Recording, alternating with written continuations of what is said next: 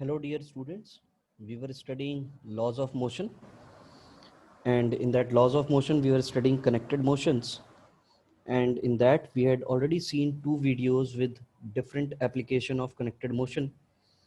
Today also we'll learn few typical numericals based on connected motion,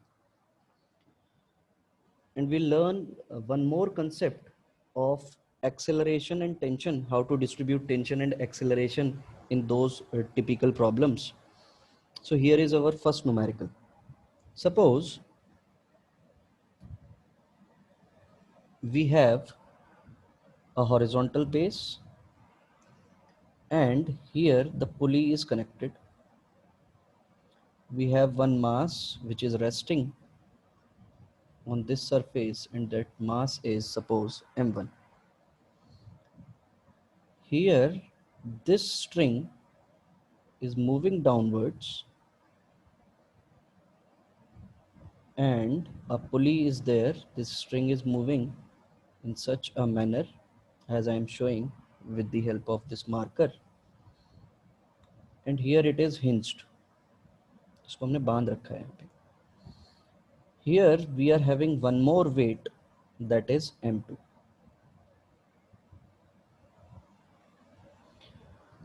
So how many strings are there? There are two strings, one which is connected with mass m1 till to the hinge, and there is one more string. This is second string and this is first string, which is moving from mass m1 to hinge, and this string is moving from this pulley to mass m2. So here also he is asking to find the tension in the string. We have to find the tension and acceleration of both the masses.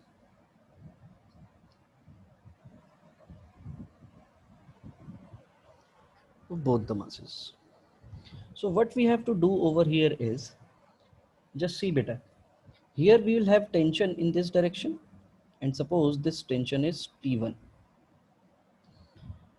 Here the weight is hanging in the downward direction, so tension T1 will appear in this direction and T1 will appear in this direction also. Obviously T1 will be the tension in the whole string. As we can see that this tension is T1 and T1. Here suppose this tension is T2. Now what we can understand from this diagram, that this T2 is basically equal to 2T1, because two tensions are acting on a single pulley. मतलब ये यहाँ से भी पुल होगी और यहाँ से भी पुल होगी, तभी जाकर आपको यहाँ पर एक टेंशन मिलेगी, और वो टेंशन कितनी है यहाँ पर T2, और यहाँ पर जो टेंशंस हैं, these tensions are T1 and T1. So T2 must be equal to 2T1. T2 किसके बराबर होगा बेटा? 2T1 के बराबर होगा. Here if I'll see that, अब ये जो हमारा सेकंड वाला मास है, इस सेकंड वाले मास को जब आप नीचे, ये मास नीचे जाएगा तो ये कितना नीचे जाएगा? जब यहाँ पर ये वाली स्ट्रिंग डबल डिस्टेंस ट्रेवल करेगी, कितना डिस्टेंस? 2s डिस्टेंस ट्रेवल करेगी, तब जाकर के ये स्ट्रिंग कितना नीचे जाएगी? s डिस्टेंस नीचे जाएगी. यानी कि अगर मैं स्ट्रिंग 1 की बात करूं तो string 1 will move 2s distance in a particular time, and suppose that time is t square. In case of second string, it will move a s distance. कितना distance cover करेगी? s, and this s will be equal to half a2. इसका अगर acceleration में a2 मान लूं, ये a2 से move करेगा और ये a1 से मूव करेगा. क्यों सर अलग अलग एक्सेलरेशन क्यों हो गया? यहाँ पर अलग अलग एक्सेलरेशन इसलिए हो गया बेटा कि स्ट्रिंग जो T1 है, T1 जिस स्ट्रिंग पर टेंशन लग रही है उससे M1 कनेक्टेड है, वहां पर टेंशन अलग हो गई, और जो M2 के साथ कनेक्टेड है वहां पर भी टेंशन अलग हो गई. अगर टेंशन अलग हो गई इसका मतलब फोर्स अलग हो गई. अगर फोर्स अलग हो गई तो ऑब्वियस सी बात है यहाँ पर हमें एक्सेलरेशन भी क्या मिलेगा? अलग मिलेगा, डिफरेंट मिलेगा. तो टी टाइम में जब ये स्ट्रिंग 2s डिस्टेंस कवर करेगी तो ये हमारी स्ट्रिंग s डिस्टेंस कवर करेगी. तो it will B T square. मतलब एस डिस्टेंस यहाँ से यहाँ ये कवर करेगी और एस डिस्टेंस ये यहाँ से यहाँ कवर करेगी, तभी तो ये एस डिस्टेंस नीचे जाएगा। मतलब एस प्लस एस, यहाँ वाली स्ट्रिंग ने कितनी डिस्टेंस कवर की, 2s डिस्टेंस कवर की। तो अगर मैं इन दोनों को डिवाइड कर दूं, इक्वेशन 1 एंड इक्वेशन 2 को अगर मैं डिवाइड कर दूं तो मुझे देखो क्या मिलेगा। This will be 2 is equal to a1 upon a2। This shows a1 will be equal to 2 times of a2। मतलब जो भी एक्सेलरेशन a1 का होगा, जो एक्सेलरेशन a2 का होगा, a1 का एक्सेलरेशन उसका 2 टाइम्स होगा। तो यहां पर एक कंसेप्ट बना लेते हैं, if tension doubles, tension doubles, acceleration becomes half। acceleration कितना हो जाएगा, हाफ हो जाएगा। this we can prove by using differential equation method that I'll tell you in the later stages. So if tension doubles, acceleration becomes half. Now what I have to do is I have to represent each and every force which is acting on the body. तो अगर मैं यहाँ पर देखूंगा तो यहाँ पर क्या लग रहा होगा, m2g। यहाँ पर m1g नीचे की तरफ लग रहा होगा, जो कोई रोल प्ले नहीं करेगा बेटा, that you must have seen in the previous numericals also. And ऊपर लगेगा नॉर्मल, और इन नॉर्मल और m1g ये इक्वल एंड अपोजिट हैं, that is why the block is resting on the horizontal surface.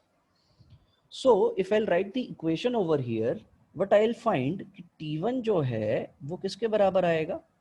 T1 एक ही फोर्स लग रही है इस वाले ब्लॉक के ऊपर, अगर हम ध्यान से देखें, in the direction of its motion a single force is acting, that is T1, and T1 will be equal to m1 into a। this is equation 1। what about T2, अगर मैं दूसरे वाले ब्लॉक को देखूंगा तो नीचे की डायरेक्शन में मोशन अगर मैंने अज्यूम किया है यहाँ पर, तो m2g minus of T2, this must be equal to a, मतलब a1 एक्सेलरेशन, और यहाँ पर m2 इंटू a2 एक्सेलरेशन आपको देखने को मिलेगा। ऐसी इक्वेशंस बनाते थे। Now we need to find t1, t2, a1, a2। तो सिंपल सी बात, हम क्या काम करें, हम किसी भी एक इक्वेशन में सिंगल वेरिएबल में कन्वर्जन कर लें। मतलब t1, a1 दो चीज़ें अगर हमें मिल जाएंगी तो हमें a2 और t2 भी मिल जाएगा। तो अगर मैं यहाँ पर m2g माइनस t2 की जगह पर अगर मैं 2t1 लिख दूं तो कोई दिक्कत नहीं है। This will be equal to m2 into a2 की जगह पर मैं क्या लिख सकता हूं, मैं लिख सकता हूं a1/2। ये इक्वेशन मिलेगी। मतलब this is equation 3 using these two relations 1 and 2 using 1 and 2। now what we have to do is by using equation 1 and 3, हम इन दोनों इक्वेशन को क्या करें, सबसे पहले हम डिवाइड कर लेते हैं। सो dividing 1 and 2, 1 and 3, dividing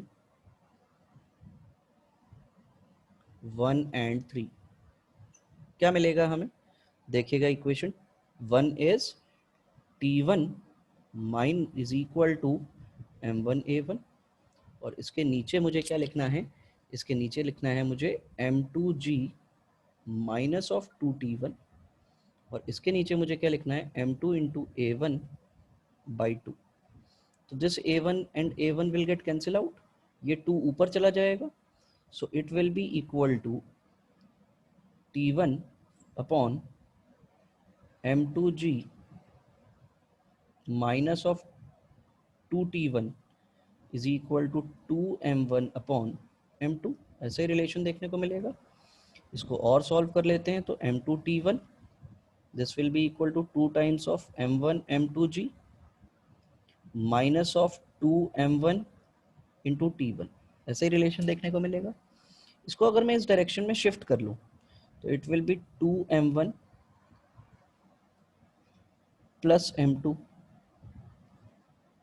into t1 is equal to 2 times of m1 m2g and T1 will be equal to 2 times of m1 m2g upon 2 m1 plus m2.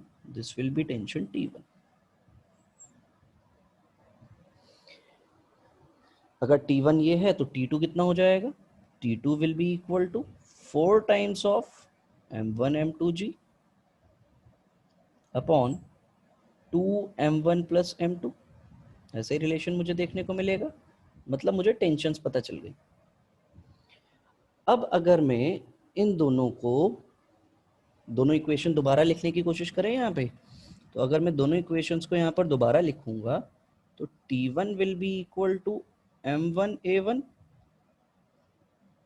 and this is m2g minus of 2T1 is equal to m2 into a1 by 2। ऐसे relation देखेंगे कोई? अगर मैं ऊपर वाली equation को 2 से multiply कर दूं,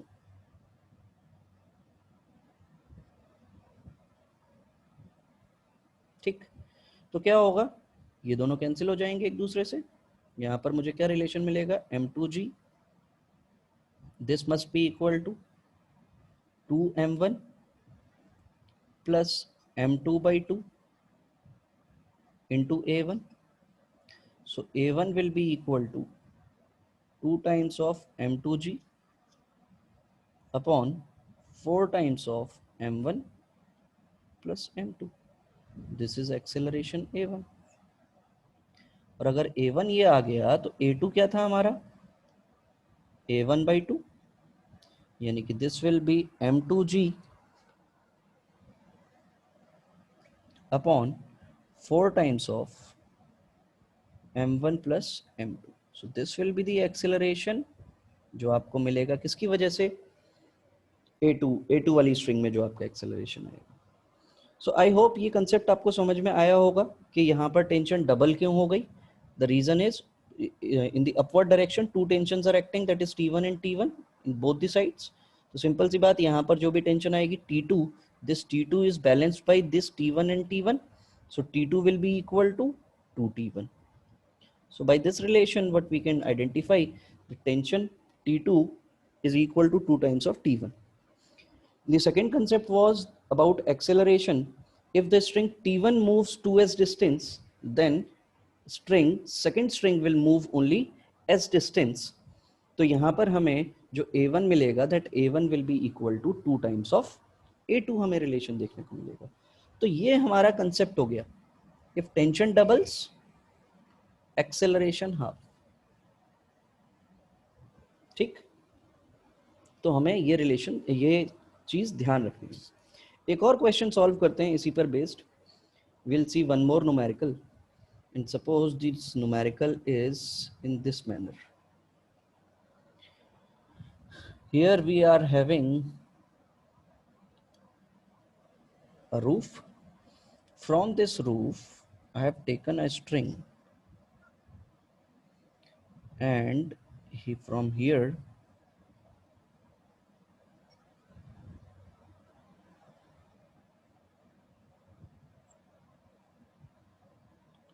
this is mass, suppose m2, and here one more mass is hanging, that is m1, and this string is connected to the roof, this pulley is connected to the roof. How many strings are there? 2 strings I can see. One string which is connected with the mass m2 to the roof, this is m2 moving over 2 pulleys and then moving to the roof, and there is one more string which is connected with this pulley and the mass m1, दोनों जगह से connected। इसको नाम दे देता हूं मैं 1 and इसको नाम दे देता हूं मैं 2। Suppose we need to find the acceleration। क्या निकालना है हमें? Acceleration, tension, आप दोनों चीजें निकाल सकते हैं। Just you have to do is you have to make your equations। So suppose if I am assuming that here the tension is suppose T1, तो T1 ही यहाँ पर लगेगी और T1 ही यहाँ पर लगेगी। हमेशा अपोजिट डायरेक्शन में जो भी मास आपको दिखाई दे, हमेशा उसकी अपोजिट डायरेक्शन में आपको टेंशन बना देनी है। यहाँ पर टेंशन कितनी हो जाएगी? T2। और अगर यहाँ पर टेंशन आपकी T2 हो जाएगी तो आपको सीधा सीधा आप समझ में आ रहा होगा कि टेंशन यहाँ पर डबल हो जानी है, यानी कि T2 must be equal to 2T1। This is my equation number 1। और अगर यहाँ पर T2 मेरा डबल हो गया और मैंने जो मोशन अज्यूम किया है, suppose this motion is in this direction, this block is moving upward, so this block will move downwards. This is moving with some acceleration a1 suppose, and this is moving with some acceleration that is a1 is this, and this is suppose a1 इसको नाम दे देते हैं, a2 इसको नाम दे देते हैं। तो simple सी बात, मासेस का मास की वैल्यूज थोड़ी चेंज कर देते हैं ताकि वो T2 और m1 हमें क्लियरली समझ में आए।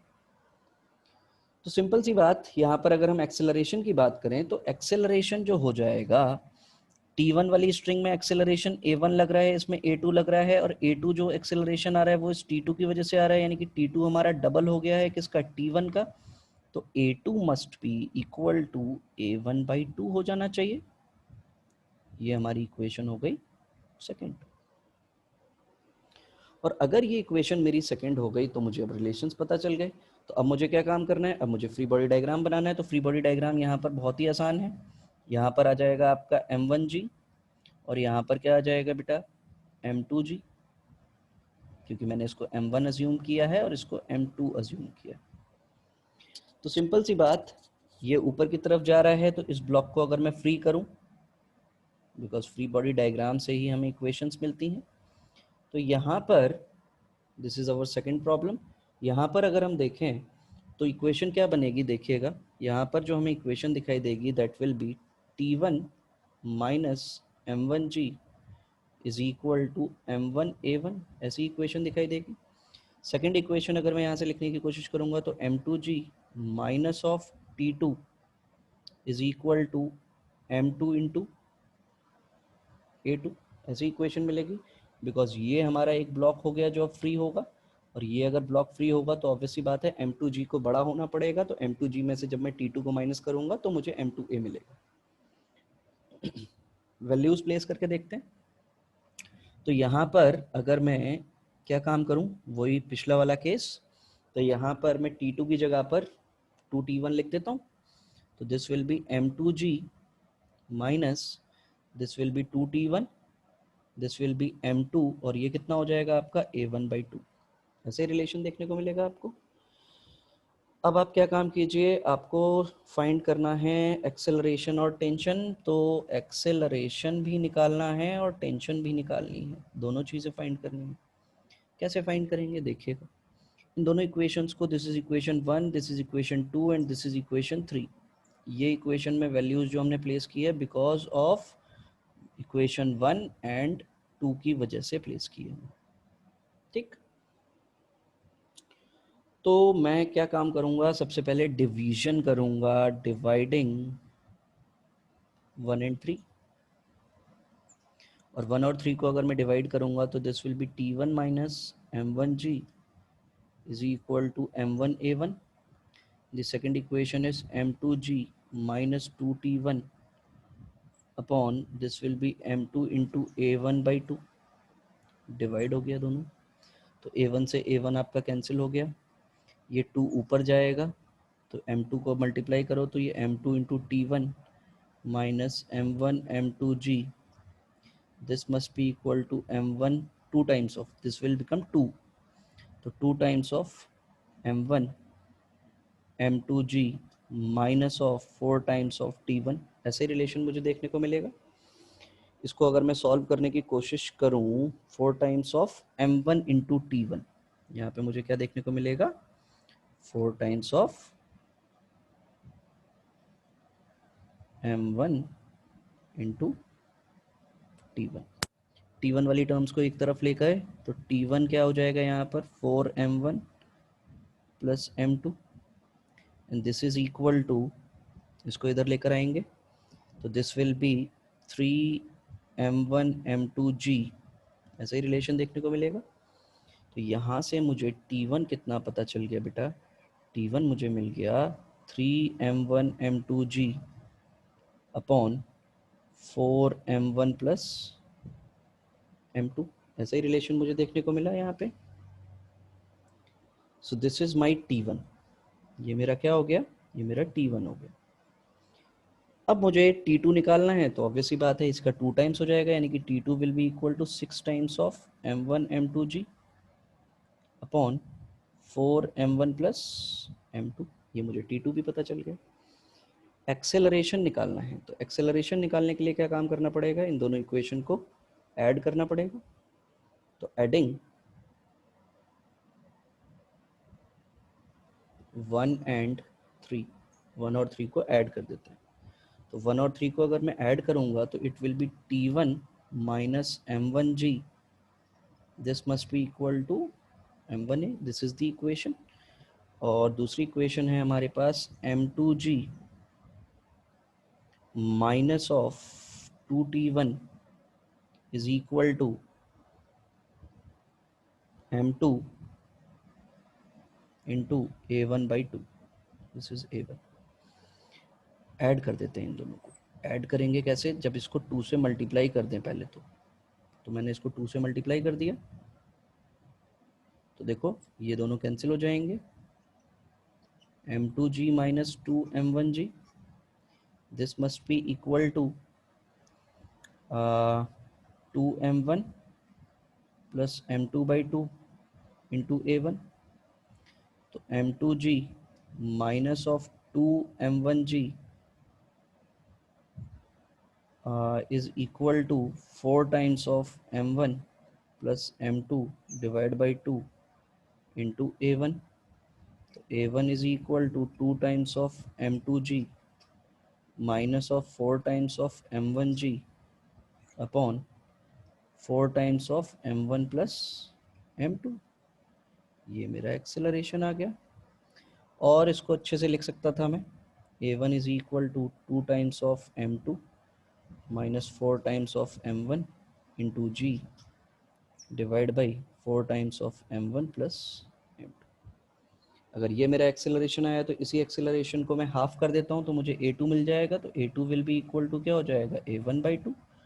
सो it will be m2 minus of 2m1 into g divide by 4 times of m1 plus m2। This will be my acceleration, that is a2। Simple सी बात, यहाँ पर हमें ये रिलेशन कुछ समझ में आया कि हमें क्या करना है, कैसे करना है। तो ये दोनों हमारे एक्सेलरेशन आ गए, m1 m2 के टर्म्स में एक्सेलरेशन मिल गए हमें। तो ये चीज़ का हमें ध्यान रखना है। टेंशन की भी इक्वेशन बड़ी आसानी से निकाल ली थी हमने, टेंशन भी हमें बहुत इजीली मिल गई थी।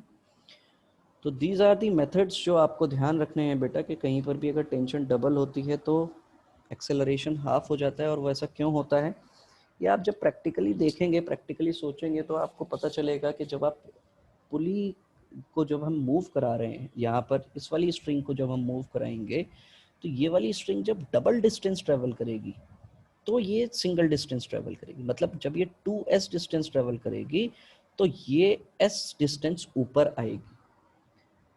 तो ये चीज़ का आपको यहाँ पर ध्यान रखना है। बस वो आपका कंसेप्ट मैंने बता ही दिया कि आपको ये कंसेप्ट हमेशा ध्यान रखना है कि जहाँ कहीं पर भी if tension doubles, acceleration becomes half. It is very, very important to remember. So I hope this was your question number 1 and this is your question number 2. और दोनों ही questions आपको समझ में आ गए हैं in your 11th standard. These are the types of problems which you are going to face. Rest we'll see in the later classes. So thank you so much for today and God bless you all.